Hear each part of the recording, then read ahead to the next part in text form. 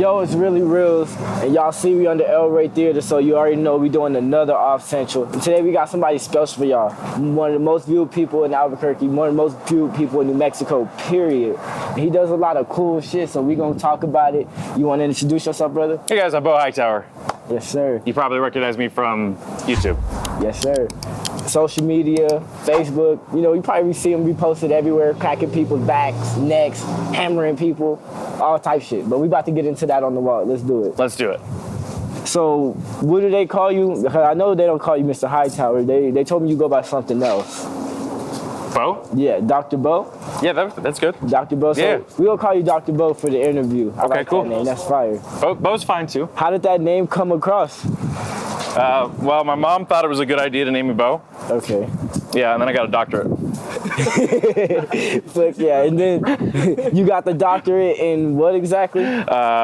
So educationally, my background, I have a biology degree, I have an anatomy degree, I have a health and wellness degree, those are bachelors. I have a master's degree in exercise science, and then I have 2 doctorates, one in naturopathic medicine and one in chiropractic. How much school? That sounds like a lot of school. Like, how much school is that? Yeah, I've done about 17 years of university. Jeez. Are they all at UNM down here, or? That's where I got my first degree from, in biology. But I actually, my second doctorate I got at SUNM. It's a naturopathic school in Santa Fe. So like, it's the first accredited naturopathic school in America. We just got licensure in Nevada, so that's pretty cool. And I've been a professor there for about 9 years. That's sick. So not only do you have all your papers in this, you teach this as well? Yeah. Okay, that's sick. You got your own classes that you attend, or is it? Yeah. Oh, that's sick. So the main school is in Santa Fe. So like, we're really targeting like a lot of the UNM exercise science students and biology students that like want to get into helping people, but maybe they don't want to do a residency program, or they don't want to leave the state to go to a chiropractor school or something like that. Like, we offer a program here that's hybrid, and it allows people to kind of work while they're going to school too, so they don't have to take on nearly as much debt. What type of opportunities open up being in your field?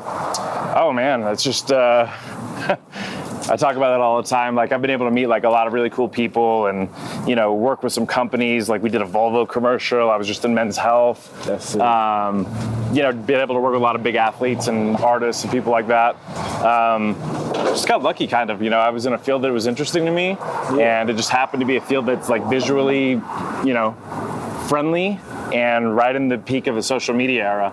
And then like, really, like, my wife was a big social media person. Like, when we started dating, she had like 1 million followers on Instagram like 10 years ago. And I kind of thought social media was done then. Right. You know, old curmudgeon. I'm like, get a job, you losers. And she really like helped me to figure out like how to use social media, like how it could benefit my business. And then end of the day, I turned into a YouTuber, you know, so. So how did that all start? So like, you weren't recording when you first started, or like meeting her helped you start recording and seeing you can make a brand out of it? Yeah, seeing that like, you know, social media can be a better marketing for your business than like yellow pages or radio advertisements or things like that. And just like seeing how much money she was able to make just, you know, working for different companies. And then she like put me on game about YouTube also, like the people were making a living on there. So we started posting videos, just like I said, luck, like good, right place, right time. I was one of the first 4 or 5 chiropractors like posting content on there. And then I also happened to be in Jackson Wink, so we had like MMA fighters in our videos too. So you had like multiple audiences watching together. So just like I said, like people asked if I could recreate it, I couldn't. I was just in the right place at the right time, you know, right era. It just happened. Yeah. I don't think there's anything special about myself, because people are like, how do you do this? And I'm like I said, I don't think I could do it again for myself if I wanted to. So, you know, just lucky. Like, you know, thank the man upstairs. Thank, you know, Albuquerque, Jackson Wink, everybody else, like my team, you know, Dr. Greg, Dr. Alicia, you know, Dr. Shar, Dr. Sean, all these guys like joining the team and really like helping to push this business forward. When would you say like you caught your first big break on it? Like, was it a person that you did the video for, or was it a couple videos in a row that people just started catching on with your content? So actually, what popped first for me was Instagram. They just started putting videos up. Like, it was fairly new on the platform. They weren't paying, but like we had posted some videos with some of the fighters, and they were getting, you know, 1 million views, 1.5 million views, and I was like, what is this? So you just do, you know, you just keep pushing the button until it stops coming out. Right. And I actually got banned off of Instagram in like maybe 2018 or something like that for like copyright. for like using UFC fight footage clips. Right.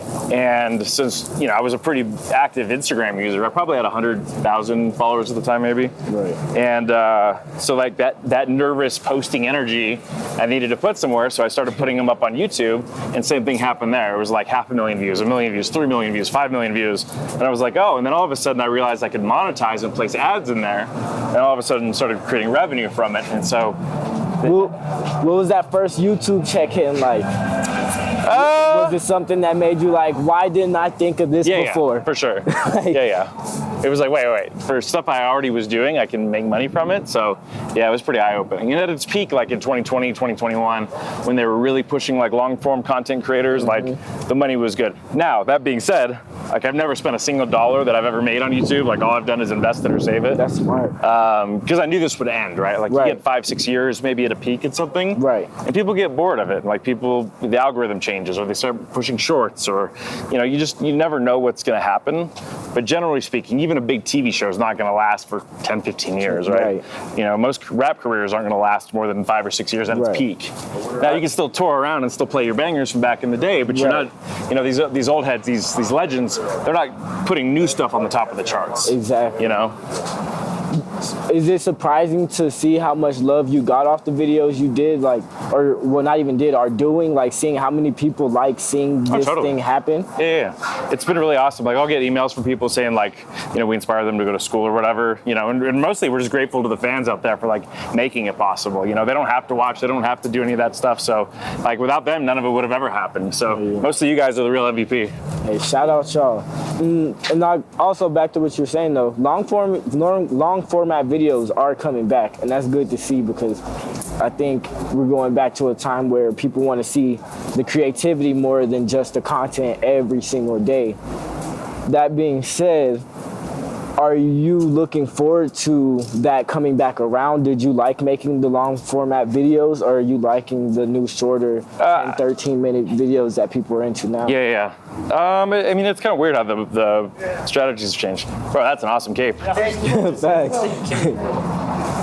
It's like I guess like the Count or something, Yeah, just wear a cape, bro. Like that's some gangster stuff right there. Just wearing a cape. I don't like the TikTokification of the world is not my favorite, which is interesting because TikTok is now promoting longer form content and YouTube is promoting shorts. So it's like literally they're just like flipping. I'm a long content. I like to watch 20, 30-minute videos myself. That's why I became a YouTube consumer. Right. So I know a lot of people like the shorts, but I need context. I need to like kind of work my way into it. I feel that. No, definitely. Makes it a lot more, like, it makes it fun to watch. Me personally, like, I like watching things I can consider a series. So if somebody's dropping 30 minutes every day, like, it's something to look forward to. I don't really like the short content either.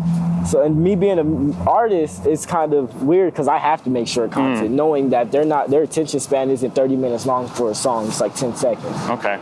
But what's some of the artists you've had the pleasure of doing business with? Like what kind of artists? Artists, fighters, just some of the people that you've met, influencers. Like musicians? Celebrities, anything like in your field that you got to work with, chiropractor on. So my boy Derek, shout out 3D Cuts. I moved here in like 2012 maybe, and I would go get my hair cut over there, and it's kind of like the UFC barbershop here in town.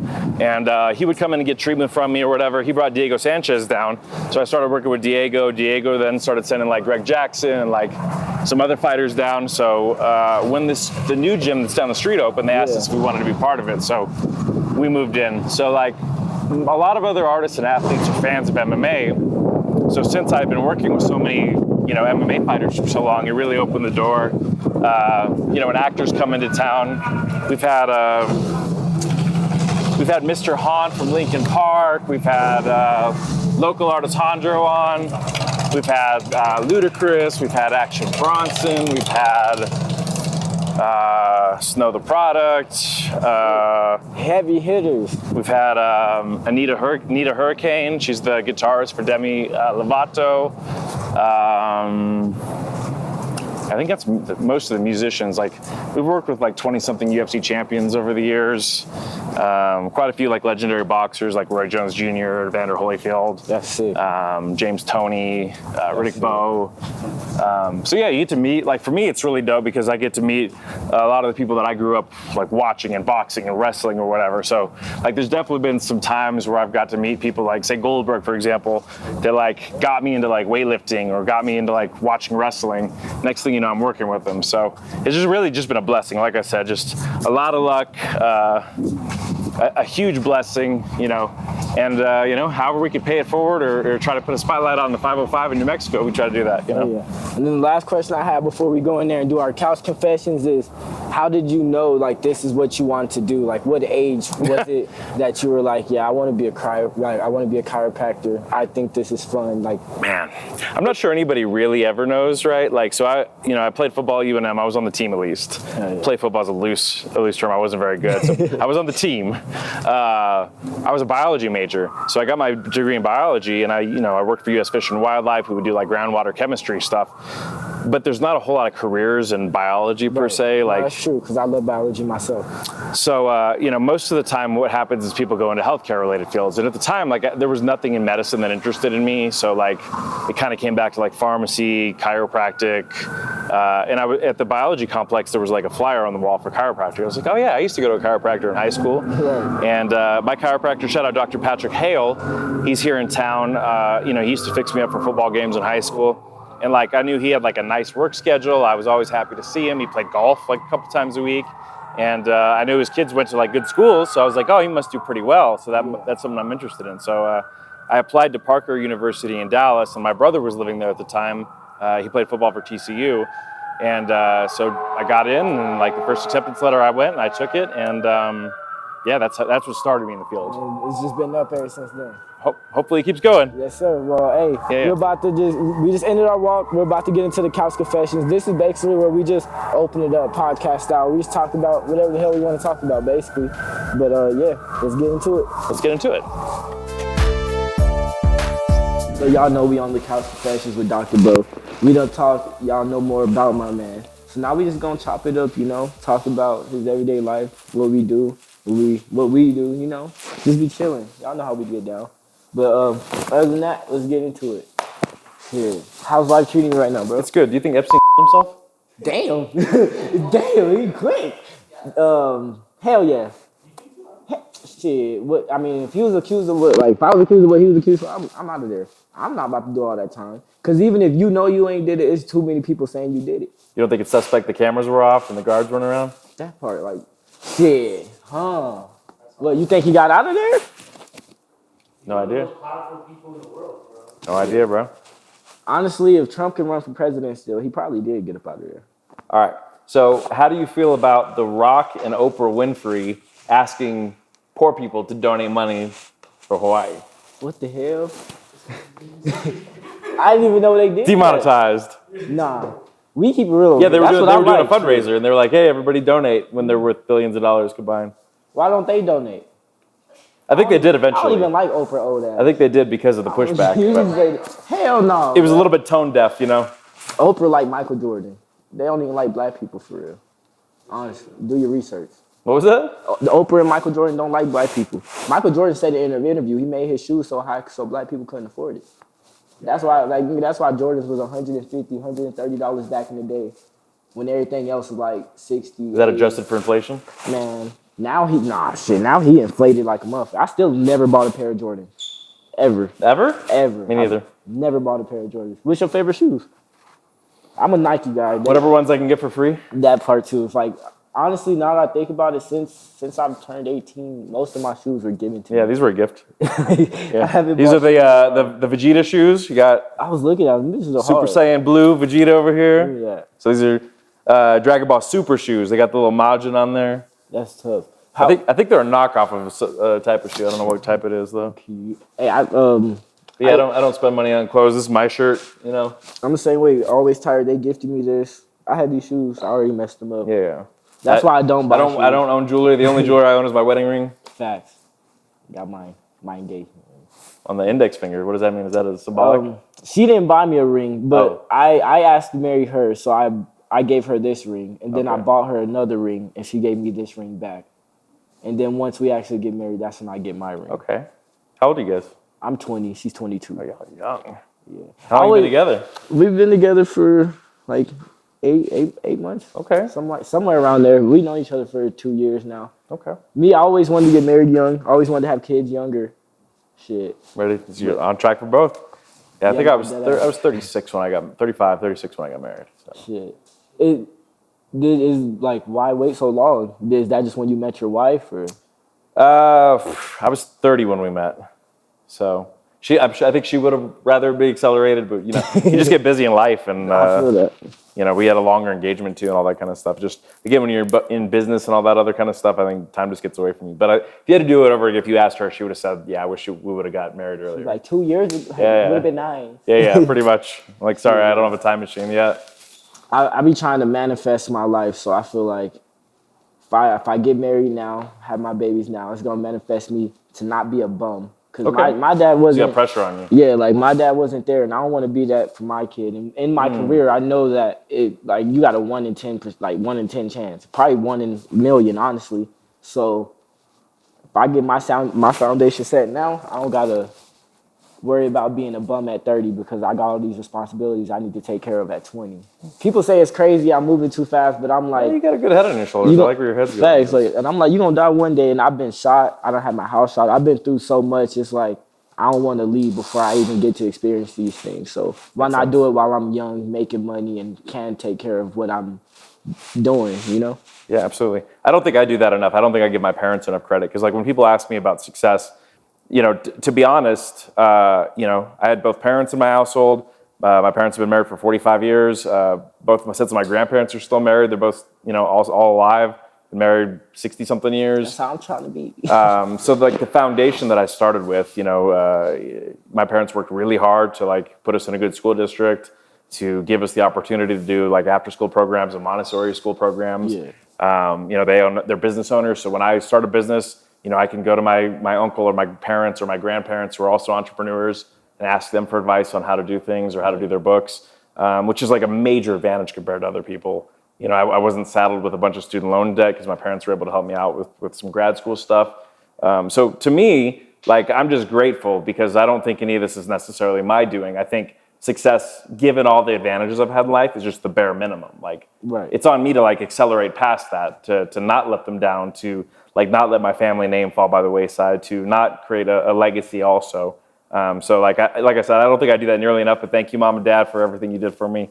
You really set me up for success in life. But shit, even to that shit is important. Say, there's a lot of people out here with everything that you have and still didn't go out there and get it how you did. So you got to give props to yourself. And that, like I said, that's kind of embarrassing. Like, if you get that much of a head start, you know, everybody else that's coming from starting behind the finish line, right? Exactly. Without a dad to help with this or that or the other, or to give advice. You know, if you're not going to take advantage of that, that's a shame. That's sad. That's how I feel whenever I see a 7-foot motherfucker that don't play basketball or football. You wasted this. Like, nigga, I'm cry every night because I want to be 5'11", and you 6'4", being a lifeguard. Like, so did you grow up in Albuquerque? I could say I did. Honestly, okay. I grew up pretty much everywhere. I was born in Georgia, but I spent time in Virginia, Tennessee, Albany, pretty much everywhere. But I spent five years here, came back after I left for 3. I've been here ever since. Okay. Yeah. So you think of yourself as Burqueño? Yeah. Like, okay. I'm from Georgia, but if I go to Georgia, they gonna be like, you're not from here, you from Albuquerque. Okay. Type shit. But it's love everywhere. But I always tell people, yeah, if I'm in Georgia, I'll be like, I'm from Albuquerque. If I'm in Albuquerque, I say I'm from Georgia. Right. Interesting. But yeah, it works both ways until you hear a dumbass question. You're like, bro, you ever been on the South? You ever told people you're from New Mexico and get like some wild shit? Like, what's the wildest thing you ever heard? Yeah, it's interesting because, like I said, I've lived a lot of places. I've lived in Colorado, Texas, Ohio, Colombia, and so, like, you know, I'm a prototypical New Mexican, right? Like, half white, half Mexican. If you're from here, you know when you see somebody who looks like me that has a white or a black last name, in my case, what we are. But like when I'm in like Dallas or someplace like that, like, nobody has any idea what that is or especially Ohio. Like, there's very few Latinos in like Cincinnati and like Columbus. And so like a lot of them, especially if I'm lined up, they'll think I'm Lebanese or, you know, they're like, oh, wow, he's exotic. He's like a Latin. yeah. And I'm like, oh, really? Because back home they call me, you know, Güero or Back home I'm just Mexican. I'm just black. or white boy or whatever, you know. So it's very interesting how you're perceived in different situations, in different places. Or just even the education on the people have on New Mexico in general is crazy when you leave. Like, but I think it's like Mexico or whatever. Yeah, when I went to Georgia, they was asking me if we speak English. We got iPhones. Is Trump the president? Because this back when Trump was president. Freaking, we across the Pacific Ocean. Like, I was just hearing some wild shit. Someone asked me if I speak. People need to hit the geography books, They man. asked if we speak English as we're having a conversation in English. That shit threw me for a loop. Do you speak English? I don't know. Sir? Sir, I don't know. This is a confusing question. I think we're talking in English. People don't even, if I say I'm from New Mexico, they will not accept me being part of America. Like, oh, so Mexico. And I see her, like, they call her Mexican. Like, they don't call her American. Wee! Mexican for the longest time. That make you all mad? Yeah. All mad. What do you think? You consider yourself Spanish? Yeah, like Hispanic. Hispanic? I'm not Mexican. Like, I don't even speak Spanish like that. The argument doesn't fly up there. It's like, no, you're Mexican. Right. No, definitely. Yeah. Like my wife, she was born in Brazil, but she grew up in Panama, so she's, you know, culturally Latino. So she was confused by that when she moved here as well. Like, she's like, why is everybody so mad about getting called Mexican? Like, you guys are obviously Mexican. And I'm like, yeah. No, I'm not. It's complicated. It really is complicated. I don't know if you guys sort of know like the history of that or whatever. So like historically, you know, New Mexico was a far out outreach or outpost of like, you know, the New Spain essentially. Right. El Paso was like really way out there, but you know, northern New Mexico was even further. So it was very hard for there to be travel in and out. Like you're having to carry like donkeys and horses because the Rio Grande is not navigable by boat. Right. And so really northern New Mexico and southern Colorado created its own culture over time, which is, you know, partly Spanish, partly Pueblo, partly Navajo, partly Apache. And you know, we used to joke that like, you know, you have to be careful in Santa Fe or northern New Mexico who you date because somebody could be your second cousin because we're all pretty tightly related. No, so there just wasn't a lot of genes in or out of the area for a very long time. And then I think it was about 1848, somewhere around that time with the Homestead Act and the railroad came in, where America came in. And you know, there was always a tiered system in the Americas, particularly along racial lines. You know, the Spanish, they had a racial hierarchy where they would categorize people. Yeah, mestizo was like half native, half white. Castizo was like a quarter. You have mulatto. You have all these different categorizations. And so there was always this jockeying for positional power, where historically it was the Spanish, the Pueblos, and then the nomadic tribes, at least in Santa Fe or Española. When the Americans came in, they wanted everything in English, and these were actually white people. You know, white is a relative term, right? Like, are Italians, Greeks white? They're not Norwegian. In America, we categorize everybody who is not, you know, black or Asian as white, sort of. And so I get on my girl like that too. Yeah. So like technically, racially, like Middle Eastern people are considered white in America, like by the census. Right. Even though in our heads that's not what we think. We're not thinking like people from Morocco are white, but they technically are. So anyway, the white Americans come in, and then they end up on the top of the totem pole, and so everybody's fighting to keep their place in the social hierarchy. And so this is maybe 100 years ago or so. There were a lot of people coming from you know, the Mexican Revolution into the state, and the Spanish people that were here wanted to differentiate themselves from the Mexicans that were coming in, and so they started categorizing themselves as Spanish American instead of Mexican American. Okay. And they are a little bit different racially too. Like most northern New Mexicans are roughly like 55-60% Iberian, which is going to be Portuguese, Spanish, Basque in particular, and more like 35 to 45% native, where in the northern states of Mexico, it's very close to 50-50. So there's a little bit of a different racial makeup as well. And then because of the separation too, as you've probably noticed, the food is different. Like there's more native and Pueblo influence over the type of food. So you'll get white tortillas instead of corn tortillas. You'll get pinto beans instead of charo beans. Right. Like northern Mexicans don't eat nopales, for example. They don't eat mole. They're not eating carne asada or things like that. You said that's the northern New Mexican? No, that's going to be like Baja, Chihuahua, Sonora, and then you have Tejano food, which is another group as well. So the Hispanos of northern New Mexico are a linear Hispanic group that has been here since 1598 roughly, uninterrupted. So they categorize themselves in that Spanish lineage because they're great. I mean, we're talking 500 years ago. Their ancestors did come from Spain. But again, Mexico was Spain at some point too. Mexico named after the Mexica, which was the name for the Aztecs. Right. The state is called New Mexico, not New Spain still. So really, we're splitting hairs. But again, if you go to northern New Mexico and call a Hispanic person Mexican, they're probably going to knuckle up on you. You call him Mexican, bro. Yeah. But if you go to Las Cruces, it's not a big deal. You go to El Paso, it's not a big deal. So it's just same old thing. You got to know where you are and what people are okay with, right? Who you think makes better green chili? Where? If you go on, let's say Las Cruces or the other places.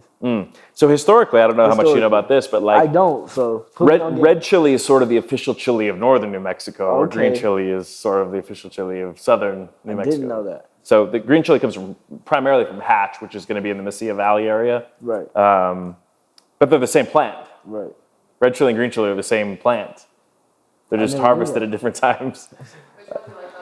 Oh, it depends. I go back and forth. I've been on a red chili kick lately. What does it depend on? Who makes it or the way it's Yeah, grown? I mean it depends. So green chili people will describe as more of like a fruity flavor, where red chili is more of an earthy flavor. I can see that, hot as hell too. Yeah. So I most of my history is going to be like northern New Mexican, so I probably am a little biased, but New Mexico as a whole, I think, embraces green chili more than red chili, like as a total unit. Like if you came from out of the state and said, what does New Mexico have? You're like, you don't get red chili, red chili cheeseburgers at McDonald's. They give you green chili cheeseburgers, right? So that's everywhere too now I think about it. I've never seen someone advertise a red chili burger. yeah, I think Bob's Burgers has them, Maybe. I've never even ate there though. but that's a local place, I'm right? telling everyone to put me on. Or no, honestly. Bob's Burgers, we need a sponsorship. Fact. What's going on? We could, we'll do a taste test fast. Yeah, Hey. we're getting way back into the weeds of the 14 families of New Mexico and all that kind of I'm stuff. sick though. No, that's good because some people don't know that, like myself. I didn't know that. So it's good to be educated. New Mexico's got a very interesting history. It's very unique in a lot of ways. And even if you look at like a race map right now of like self-identified, you'll see a light pink on there in northern New Mexico and southern Colorado that considers themselves Spanish American. Whereas if you look at like along the Texas border, along the Arizona border, even southern New Mexico, they'll call themselves of Mexican descent. Okay. So it's a these old rivalries like Lobos Aggies, green chili, red chili. I'm a Spanish or Hispanic New Mexican, and the term that's actually most appropriately used is Nuevo Mexicano or Hispano, historically. Yeah, no, I definitely did not know that at all. Yeah, and somebody's going to correct me in the comments. I'm sure I'm messing some of this up. I'm not a historian. Knowing them, they will. But hey, if you know something we don't know, yeah, let us know. Tell us how wrong we are. I was gonna say keep it to yourself. No, let us know. We want the comment section full. Yeah, all right, y'all dead ass. No, we do. I love that. No, because I like conversations like this. It gives them something to talk about in the comments, and that's all I like to see. I like to read comments, not the bad ones, because I want to reply. How do you feel about the Oñate statue? Did you see what was going on this weekend? Nah, no comment. I don't know what it is, bro. I live in Chimayo, so we don't even be out here too much. I came for the interview. You live in Chimayo? So, yeah. Okay. That's where we plan on raising the baby at. But yeah, no. Do you know the Chimayo story? No, but I've heard bits and pieces at work and stuff through coworkers and through the people. But you know about like the holy dirt and all that kind of stuff. Okay. You tell me. We'll save that for another episode. I need to know where I'm living.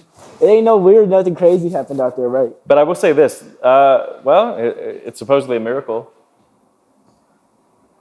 She just all you've been sleeping on a miracle land. Yeah. It's considered holy land. By the Archdiocese of Santa Fe, and yeah, you'll see the people walking the road during Lent. Yeah, it's considered a holy site. That's another thing. Like Our Lady of Guadalupe is like, it's a Latin American custom that isn't necessarily recognized by the Roman Catholic Church, which is interesting.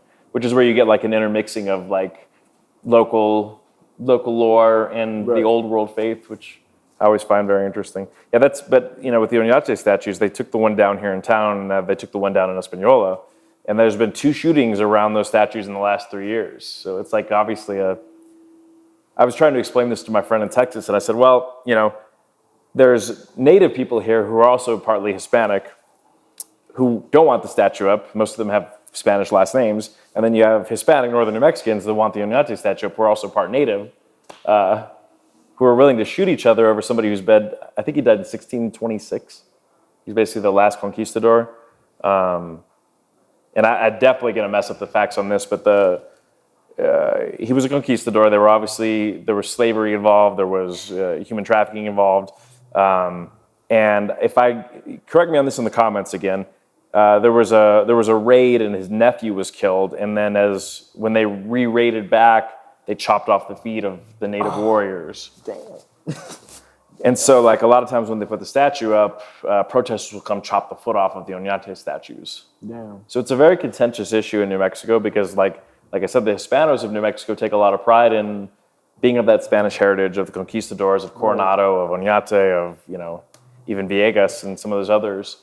But in today's climate and even historically, people that are and I believe that was Acoma, which is interesting because it's, as far as I've seen in northern New Mexico, it's the Pewaukee tribe. It's some of the other tribes around there that are upset. Mm-hmm. But they still feel like it's a symbol of oppression or glorifying somebody who committed like war atrocities or acts.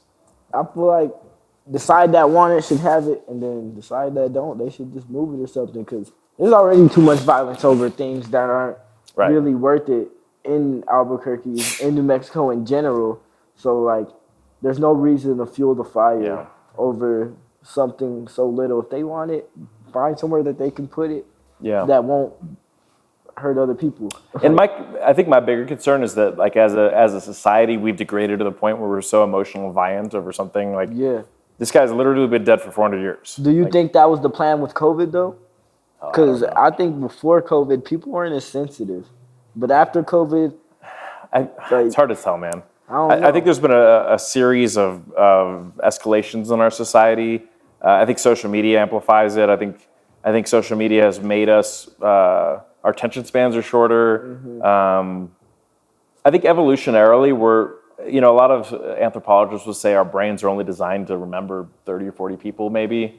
Mm-hmm. And you could think of like in our evolutionary state, you would have a village of people. So you're not designed to hear bad things happening all the time. And with the internet and social media, we can hear about bad things every single day that ramps up our nervous system and gets us angry and things that don't even affect our lives. Right. And so when we're always ramped up and on 10, it doesn't take much for somebody to cut you off in the street and then you snap on them. And like I said, with this stuff, like to me, when we've had 2 shootings about it, it makes me say, okay, listen, this is a part of our history, but it doesn't necessarily need to be glorified. So like, go ahead and put it in a museum, and add context to it, because it is a part of New Mexican history, just like the Pueblo Revolt is part of New Mexico history. And as New Mexicans, I think we need to know all sides of that in the context of it, because nobody's 100% good or bad, right? Like we all have. There's no right or wrong, but there's always 2 sides to the story. Well, there's 3 sides to every story, right? Right. There's your side, my side, and the truth. And the people, right? Facts. I have a question on a side note. Yeah. What's the funniest experience you've ever had in your career? Like, what's the funniest? The funniest? Bro, have someone like ever farted? Oh yeah. When you hit them with with that move and they let out a crazy. Oh yeah, all the time. Happens. Yeah. What do you do? You just play it off, Yeah. Oh. You try not to inhale too much, But it just starts getting through there. I mean, there's that. There's people that don't wear, like, some cultures don't use deodorant, right? Yeah. It gets pretty funky, and like, I never thought about it. oh yeah. And then I'm working on them, and they're sweating, especially in the summertime, and like in the summertime, a lot of times I'll shave my armpit, or excuse me, not my armpit hair, my arm hair off, maybe my arm hair too. But like, we'll do moves that like my hand or forearm goes under their armpit, and then that BO gets into my forearm hair. And it's so hard to get out. It's following him around. And then I'll accidentally do that, and it'll get into my mustache or something, and then I'm in the bathroom just like scrubbing soap on. She's like, why you smell like armpits? Why you smell like you've been outside all day? Yeah. I was like, oh shit. Okay, I have another question.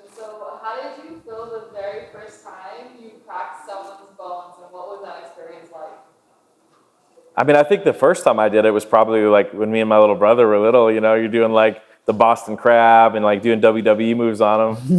You know, I used to put my brother in the walls of Jericho. there you go, Walls of Jericho, Like, legendary move. They see. Shout out I feel Jericho. like with our for us, if you didn't want us to try it at home, they shouldn't have said, "Do not try this at I home." mean, I'm just saying. Like literally, don't. And then you hurt say your little that. brother, and then he starts crying. You're like trying to like hit yourself. Like, no, Right. look, They don't get me in trouble. My favorite one was, "Hey, don't tell mom. Look, I'll buy you something. What you want? See, that's a good bribery tactic right there. You want to play the game? I'll let you play the game." Yeah, but otherwise, like it was in Cairo school. So I don't know. It was just part of the gig. You guys like practice. Oh yeah, you have to do it on dummies first. That like they have force sensors in them. I was about to say. So they tell you like your depth, your speed, and then from there, then you work on students. So you work on each other. So you're each other's guinea pig. From there, you go to a student clinic, and then so you're observed by an attending doctor, and then you'll see like friends and family. And then if you're competent at that point, then you'll go to the outpatient clinic and see the general public. Is there ever people trying to hit on you during the sessions? I don't think so. Nah. You don't think no I girl? don't really know their logistics.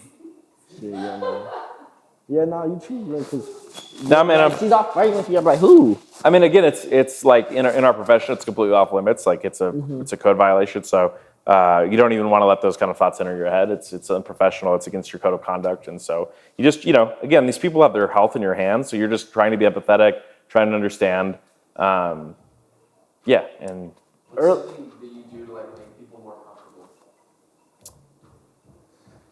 yeah, I mean, there's a lot that goes on. So like our main location is in an MMA gym. So people sometimes are intimidated even coming in there. They'll, they see people punching each other downstairs and, maybe they've watched my videos or whatever. So what's one thing? I mean, really it's the eval, it's talking them through, it's asking them like what concerns they have and letting them know that they have a voice and, telling them, hey, just tell me if you need me to stop. Informed consent is one of the backbones of healthcare. So like just letting them know what some of the potential risks could be, what are the other options, and then, if they want to continue with it, like just talk to us and we'll do everything we can to try to help you get better or get you to somebody else, Oh, I have another question.